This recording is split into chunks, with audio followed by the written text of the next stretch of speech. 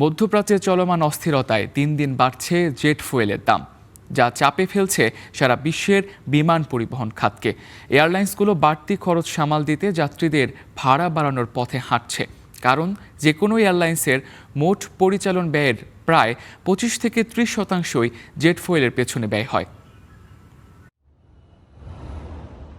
মধ্যপ্রাচ্যের চলমান সংঘাতের জেরে বিশ্বব্যাপী বাড়ছে জেট ফুয়েলের দাম, আর এতে সবচেয়ে বেশি বিপাকে পড়েছে বৈশ্বিক বিমান পরিবহন খাত।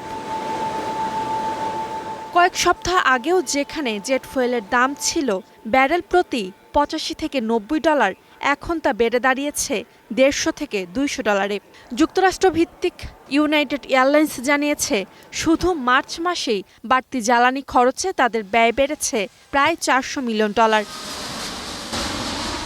এই বাড়তি খরচ সামাল দিতে দূরপাল্লার ফ্লাইটে প্রতি রাউন্ড ট্রিপে প্রায় €50 পর্যন্ত ভাড়া বাড়ানোর ঘোষণা দিয়েছে বিভিন্ন এয়ারলাইন্স। শুধু তাই নয়, অনেক এয়ারলাইন্স ইতোমধ্যে ফুয়েল সারচার্জ বাড়িয়েছে, আবার কেউ কেউ রুট ভেদে ভাড়া সমন্বয় করছে।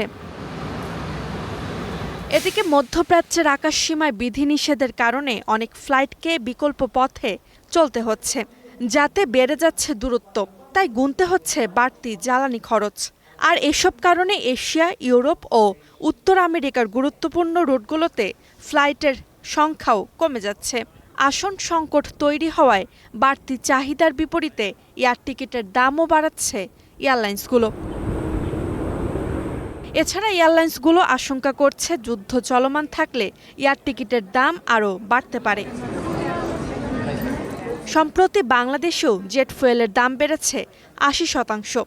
অভ্যন্তরীণ ফ্লাইটের জন্য জেট ফুয়েলের দাম এখন $202 প্রতি লিটার, আর আন্তর্জাতিক ফ্লাইটের জন্য প্রতি লিটার জেট ফুয়েলের দাম পড়ছে $162। Roksana Ribi, star news.